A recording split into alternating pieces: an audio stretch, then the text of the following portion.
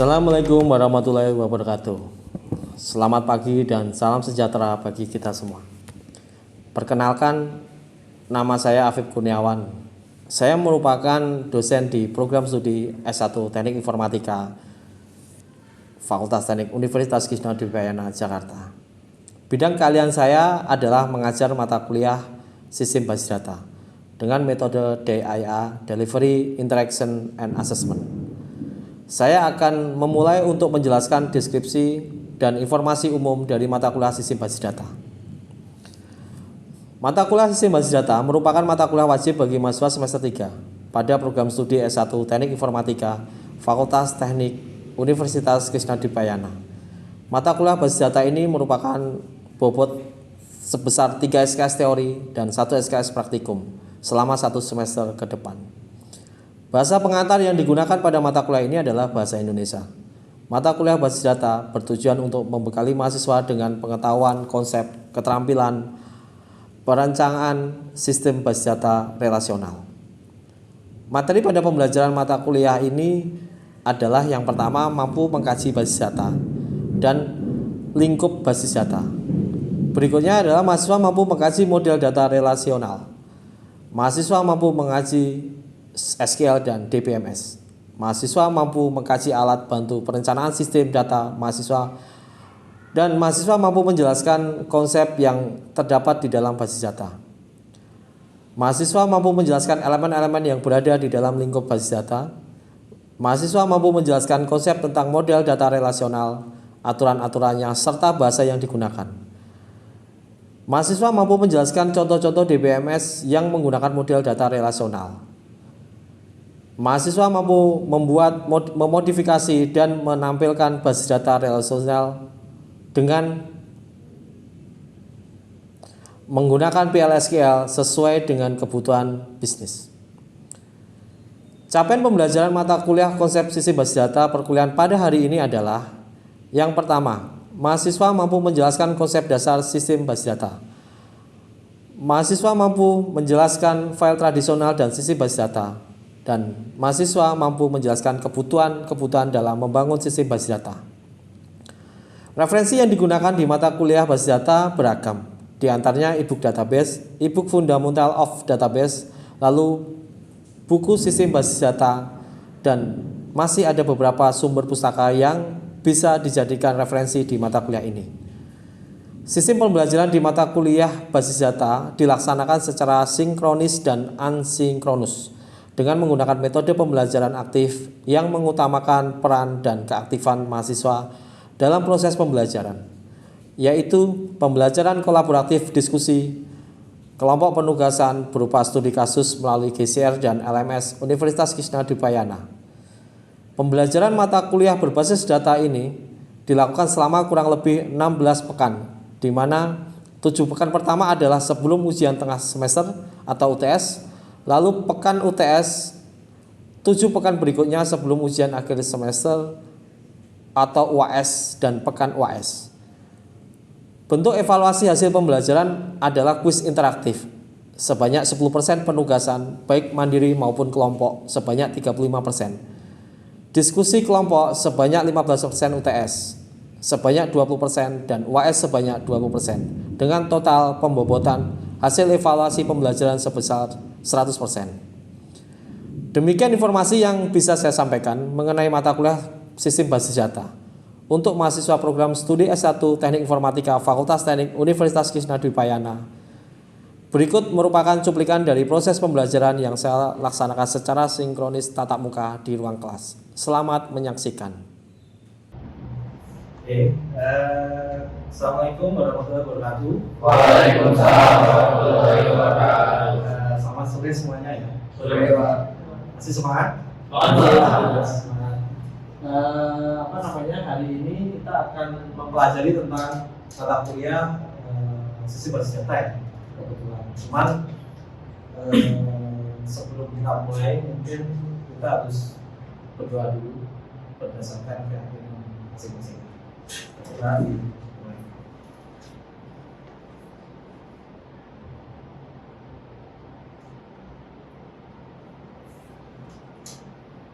Selesai.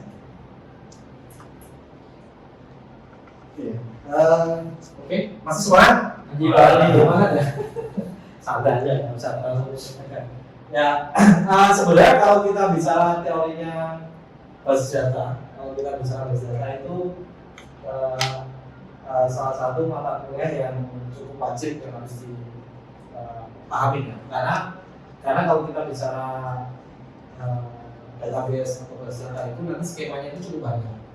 Di antaranya adalah nanti ke depan Anda bisa mempelajari tentang data scientist, apa namanya, data analis, terus apa lagi? Anda tahu nggak? Data scientist, data analis, machine learning, sama deep learning. Nah di antara situ sebenarnya basic dari konsepnya itu adalah basis data. Itu ya kira-kira. Jadi ini mudah-mudahan masih semangat karena sore hari.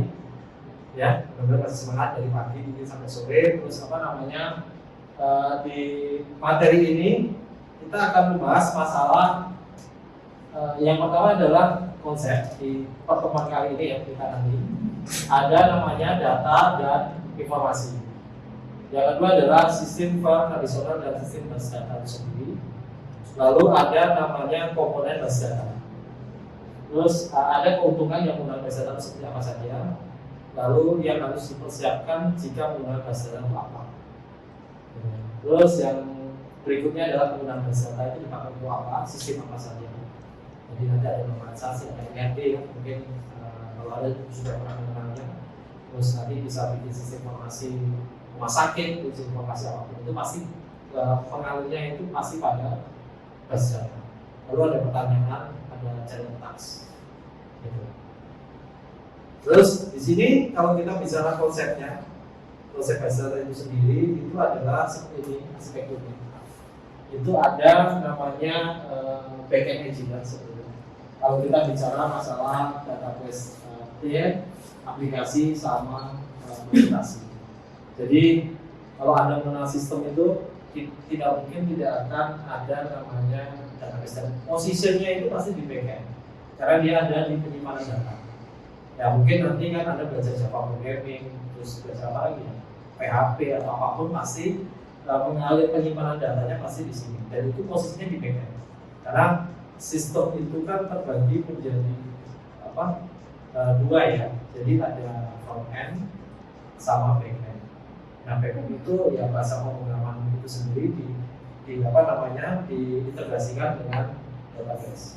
Cuman kalau kita bicara skemanya itu ada namanya apa namanya database load balancer atau kalau kita bicara ada namanya aplikasi service ataupun business service. Jadi ada basis data pun terbagi menjadi dua sebenarnya. Ada database engineer yang scripting coding, ada namanya database analysis yang membuat RD, normalisasi, mungkin ada pernah belajar atau pernah tahu sebelumnya beberapa komponen. Itu skemanya yang kita bahas hari ini adalah konsep dari basis data itu sendiri. Cuma sebelum kita berbicara terlalu jauh dengan apa yang dimaksud sebagai basis data, di sini kita akan berbicara masalah ada data, informasi, dan database. Gitu. Jadi kalau kita melihat data, apa sih data? Data itu adalah deskripsi tentang benda atau proyek, kejadian yang tidak mempunyai makna ataupun belum bermanfaat. Itu namanya data. Tahu ya data ya? Jadi kalau di lingkungan ini apa? Jadi suatu, kalian tahu ya data di lingkungan ini apa? Suara, terus laptop itu data, proyektor, terus kursi, handphone, apapun itu AC. Jadi sesuatu yang real atau sesuatu fakta itu adalah namanya data. Suara ini juga data. Karena ada bisa dubbing suara ya. Kalau misalnya di apa namanya laptop atau di Google Translate mungkin ada suara, dia bisa mentranslate ya. Kan suara bisa menjadi data. Jadi data itu adalah deskripsi tentang benda. Jadi laptop, apalagi kursi, proyektor, AC, mungkin jam tangan, meja, ini semua data. Nah itu adalah deskripsi tentang benda atau objek kejadian yang tidak mempunyai makna atau belum bermanfaat. Itu data. Terus berikutnya adalah informasi. Informasi itu adalah data yang telah diolah sehingga lebih bermanfaat. Paham ya konsepnya antara data dan informasi? Jadi dari data kursi, data laptop, data ini menjadi apa? Nah, itu menjadi sebuah informasi. Berikutnya adalah database. Database adalah kumpulan data yang terorganisir secara terstruktur sehingga dapat diakses, dikelola, dan diperbarui dengan mudah. Jadi setelah ada data, didesain menjadi informasi, lalu dikemas menjadi sebuah database. Benar mengerti ya? Gitu ya. Jadi database itu adalah kumpulan data yang terorganisir secara terstruktur sehingga dapat diakses, dikelola, dan diperbarui dengan mudah. Nah, kita cari contohnya dulu. Contoh di skema. Nah, ini contoh data. Tahu ya, ini ada nama, misalkan Roni, Sony, Eva, sama Danu. A, B, C, D, E. Ini disebut apa? Data. Nah, supaya jadi informasi diapain? Kan gitu kan pertanyaannya. Jadi data itu apa saja sesuatu yang kita lihat. Nah, kita coba perhatikan. Nama, Roni, nilai. Ini sebuah informasi. Jadi tadi ada data, lalu dikemas menjadi sebuah informasi. Jadi ada nama, Roni, nilai. Kalau kita bicara tanya data, mungkin kita nggak tahu ya. Ini bisa diinterpretasikan apa saja. Kan belum tentu nama sama nilai. Terserah Anda mau konsepnya mau ngapain dari data itu. Karena kadang kalau kita bicara masalah database atau nanti kalau kedepannya ada belajar masalah data scientist, mungkin yang paling berat adalah melabeling atau membuat data set ini menjadi data apa sih? Itu yang paling berat sih sebenarnya. Jadi data itu gampang nyarinya banyak, tetapi bagaimana menyusun data ini menjadi sebuah informasi, mau dijadiin apa sih sebenarnya data ini? Itu kayaknya butuh effort sendiri sih. Kalau saya bentuk seperti itu tadi nggak kebayang. Kalau ada nama dan nilai, mungkin. Atau ini bisa aja ruang misalkan, nama Roni Sabara, ruang atau kelas, gitu ya, atau ruang atau apalah yang sebutnya. Itu kan bisa aja disebut informasi. Kelas kan bisa, nilai bisa kan, tergantung dari apa yang mau kalian skemakan atau konsepkan. Nah, kalau ini adalah data nama dan nilai sudah dibuat atau disebut dalam proses. Sehingga kalau data nilai dan data nama itu sudah mencapai ribuan jumlah, mungkin kita mengalami sebuah kesulitan. Mau jadi apa? Maka itu bisa disebut disimpannya ke dalam satu database. Gitu ya, paham ya? Udah ya, sampai sini ya. Jadi konsepnya itu ada data, informasi, sama database. Ini kan kita baru skema mengenalkan apa sih yang dipelajari tentang database itu sendiri. Itu yang dipolakan, gitu ya. Jadi interpretasinya sendiri. Nah, kita lihat analoginya sistem basis data. Ini apa ini kamu lihat? Anda tahu nggak gambar apa ini? Oh, target, toko, warung Madura, gitu kan? Ya kan? Di situ ada apa saja? Ada Banyak sekali kan? Ada banyak data kan? Iya. Apa saja? Minuman, makanan, Tukang, kas, jual. Iya, jual itu bisa aja. Bisa nggak? Bisa apa lagi? Uang. Mungkin kalau yang kita lihat ini uang nggak kelihatan.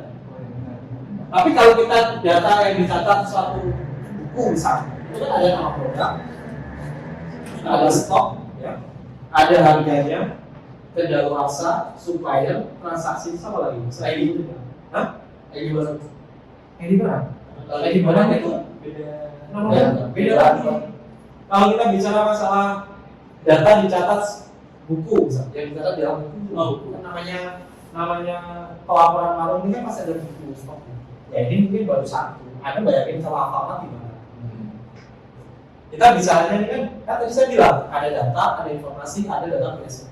Dan kalau data ini kita bicara apa-apa, di sini aja udah berapa kali transaksi. Di sini sampai Indonesia udah berapa transaksi? Bisa ribuan gitu. Per hari ada berapa transaksi? Bisa jutaan gitu, bisa ribuan. Satu bulan bisa jutaan data per transaksi. Sehingga apa? Harus dibuat ke dalam database-nya. Nanti kalau datanya sudah rapi, itu kan yang disebut bisa kita prediksi, kita bisa klasifikasi, bisa kita cluster. Di mana di Bekasi paling banyak orang kecenderungan belanja apa sih? Kalau beli produk A, nanti beli produk apa? Nah itu kalau udah jadi itu namanya teknologi data. Pertama kan kita bicara masalah bagaimana database itu disimpan. Karena kalau database-nya udah ribuan jutaan, kayak Alfamart, Indomaret, semuanya, atau BCA dan seterusnya, itu udah nggak mungkin ditulis pakai Excel. Teorinya kan begitu kan? Nggak mungkin. Ya kalau datanya masih 10 atau 20, makanya nanti kalau suatu saat ada skripsi, ada berbicara datanya berapa? 10 file, ngapain Anda bikin program kan gitu. Data itu dibuat, sistem itu dibuat ketika data itu sudah tidak bisa dikoneksikan dengan cara-cara yang manual. Ya itu ya, ini bisa dicatat transaksinya, nama pembelinya siapa, yang dibeli apa saja, berapa banyak, tipe pembayaran tunai atau transfer, kris bisa pakai kris. Buku akan penuh proses sekarang, jadi terganggu. Makanya dibutuhkan sebuah sistem. Itu ya sampai sini juga tidak akan terpaham. Nah ini contoh file tradisional dan sistem file basis data. Kalau kita bicara file tradisional itu, misalnya mencatat data ada di universitas di komposisi file. Misalkan masalahnya apa? Boros, redundansi, tahu ya redundansi itu diberikan. Terus keamanan, apa lagi? Sulit proses pekerjaan. Lalu manfaatnya menyelesaikan masalah sistem file tradisional itu pakai apa? Aplikasi universitas, kita bisa desain pakai database universitas. Manfaatnya apa? Sistem basis data menyelesaikan masalah sistem file tradisional. Tadi yang saya singgung bahwa kalau bicara file tradisional itu ada dari Office, Excel, ya. Masa Anda catat dulu. Nah ini mungkin kalau toko-toko biasa ibu itu mungkin nggak bisa kamu punya sistem kan, makanya terus buku manual. Nah ini satu beli apa? Putih satu beli ini semua. Ya kalau dasarnya cuma 10 transaksi per hari atau 100 mungkin nggak ada masalah. Anda bisa desain, bayangkan kalau apa-apa, terus Anda pakai file tradisional gimana? Karyawannya itu mungkin udah diamuk masa kali ya, udah ngantri orang ini. Makanya sekarang pembayaran sudah pakai kris yang terbaru. Karena dulu saya sempat pusing juga ya kalau kita nggak punya ATM nggak ada, nggak ambil, kita mau bayar kan susah. Apalagi dulu kan di beberapa produk itu kan dipakai ini ya, pengembalian, mau disumbangkan atau diganti permen atau apa.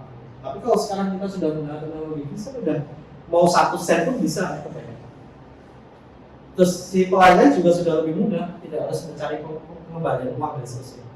Misalkan kayak pengembalian hanya Rp50 kan susah ya. Misalnya 50 perak atau berapa dan seterusnya. Nah itu sangat membantu. Di sini adalah contoh file tradisional dan sistem file basis data. Itu ada di Office dan terus komponen sistem basis data itu ada beberapa interpretasi. Yang pertama adalah data. Data itu tersimpan secara terintegrasi dan dipakai secara bersama-sama. Yang kedua adalah hardware-nya. Itu perangkat keras yang digunakan dalam mengelola sistem basis data. Terus ada software, apa software? DBMS, kamus contohnya MySQL. Ada yang tahu nggak? Oracle. Apa itu? Itu dari situ. MySQL, Oracle.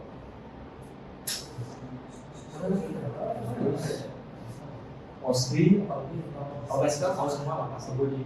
MongoDB, ada yang lain?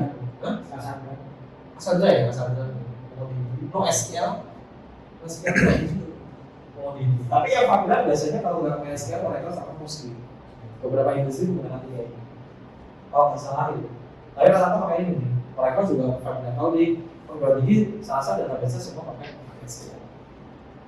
Terus ada user nih, sebagai pemakai sistem di developer. Ini dan lain-lain. Oke, pada sini sudah. Nah, ada pertanyaan nggak sebenarnya? Nggak ada. Mau tanya, silakan. Kan tadi kan yang membahas yang software itu kan ada kalau PHP itu masuk software juga atau gimana? Atau masuk ke MySQL? Ya, kalau beda. Jadi artinya kalau bahasa data itu ada toolsnya. Nah, toolsnya. MySQL itu bahasanya. Bahasa pemrogramannya itu namanya MySQL. Toolsnya itu ya Sapi. Untuk PHP ini kan ya emulatornya ya kalau kita bisa ya. Nanti di situ ada scripting di dalam. Ada yang pernah ini bahasa apa? Oke, itu ya. Itu mungkin. Nah, ini ada satu challenge skema. Ini ada ini apa? Masih banyak sederhana. Kira-kira dari sini itu coba dibayangin dulu ya beberapa skema. Nanti kan ada pertanyaan buat kalian. Ini kan ada satu skemanya kira-kira. Mungkin apa? Yang ada bayangan apa? Kalau seperti ini? Restoran Pak. Iya, restoran. Kalau disebut data itu apa? Ada yang bisa disebutin data? Kayak Pak, Ya, silakan. data menunya, Data menu, karyawan, kawan, supplier, supplier itu data atau informasi ya? data semua data. Yang tadi soal data juga soal Pak. Oh, ini Contoh yang tadi yang di warung supplier termasuk data juga soal. supplier masuk data ya? Iya. Oke, inventaris, Inventaris. inventaris, ya inventaris. Inventaris data juga ya? Hmm. Kalau kursi kayaknya enggak ya. Sebenarnya data, tapi tergantung konteksnya mau dibuat apa kan gitu teman-teman.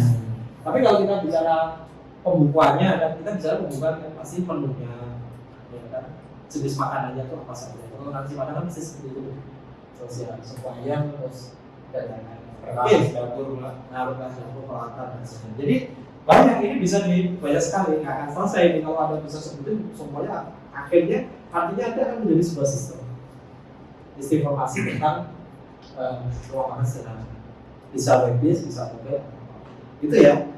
Nah sekarang mungkin yang sebelum kita akhiri pertemuan ini mungkin kita kenalan dulu dengan sistem bersejarah. Silakan dijawab ya. Dari kalian siapa yang mau jawab? Itu yang pertama, apa yang Anda ketahui tentang data? Apa tadi? Apalagi kalau kita bicara data tadi. Nah, ya, sorry.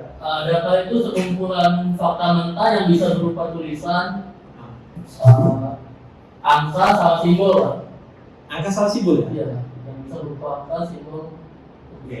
Dan artinya dalam pengertiannya data itu ya sesuatu yang fakta, sesuatu yang real yang kita bisa ketahui ya, data yang real itu adalah data yang kita ketahui. Terus yang kedua adalah apa yang Anda ketahui tentang informasi yang dijawab? Informasi itu adalah pesan Pak yang bisa didapat dari pemberitahuan dan pembelajaran. Oke. Informasi itu adalah sebuah pesan ya, pesan yang bisa diketahui oleh. Jadi kalau kita bicara kembali ke challenge-nya ini, rumah makan sederhana itu bisa dibeli informasinya apa? Bisa disebutin ya? Informasinya Harga mungkin, harga itu informasi adalah informasi masih data ya. Hah? Data informasi. data yang berubah jadi informasi ya. Terus apa lagi ya? Kalau rumah makan Padang informasi itu Dari karyawan bisa bisa, Pak, mungkin bisa. apa? Layanan order. Oh, pelayanan order ya? Iya, pelayanan order. Diskonnya mungkin. Nah. Diskonnya itu bisa jadi sebuah informasi. Jadi diskon itu kan terjadi dari data-data itu masuk. Oke, siap. Oke, yang ketiga adalah kenapa kita membutuhkan database? Silakan. Ya. Kenapa kita membutuhkan database? Karena database itu digunakan untuk menyimpan banyak data agar lebih terorganisir, lebih aman dan juga mudah untuk diakses. Oke, siap. Jadi intinya mudah diakses ya, karena kan tadi ada file tradisional dan file database-nya. Karena kalau tradisional ya, Anda bisa bayangkan kan kalau datanya begitu banyak itu memang mempersulit dan lama dan butuh ini, sehingga dia mempermudah. Oke, siap. Jadi nomor 4, mungkin silakan jawab, jelaskan mengenai sistem data yang ada. Menurut saya, sistem basis data ini sebuah kumpulan data terstruktur yang terorganisir untuk menyimpan data dan mengolah data secara efisien, Pak. Secara efisien, penyimpanan data secara efisien. Jadi mengenai sistem data yang ada apa ya? Jadi penyimpanan dari data diolah dari sebuah informasi. Lalu yang kelima adalah jelaskan dengan singkat hari ini kita tuh berintegrasi dengan sistem bahasa apa saja yang saya sebutin. Apa itu? Kan kita tadi udah sebutin itu. Apa saja? Siapa yang mau jawab? Saya Pak, Ya, silakan.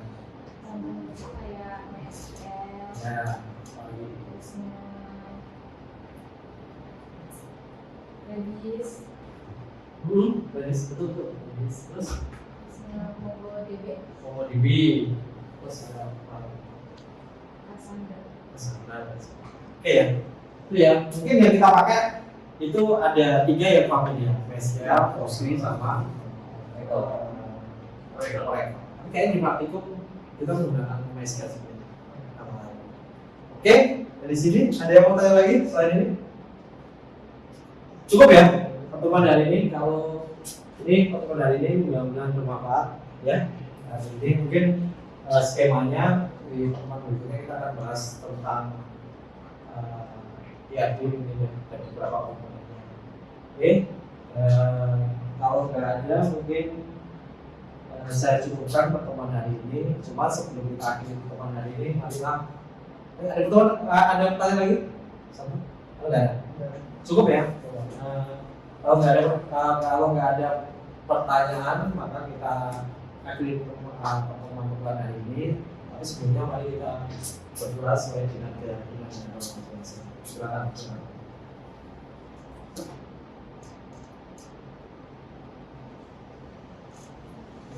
Oke, terima kasih. Selamat sore, selamat beraktivitas, selamat berdoa, selamat sore. Nah, itu tadi video pembelajaran tatap muka mata kuliah yang saya ampu, yaitu Sistem Basis Data di program studi Teknik Informatika Fakultas Teknik Universitas Krisnadewata Payana, Jakarta. Semoga dapat bermanfaat bagi teman-teman semua. Terima kasih dan sampai jumpa.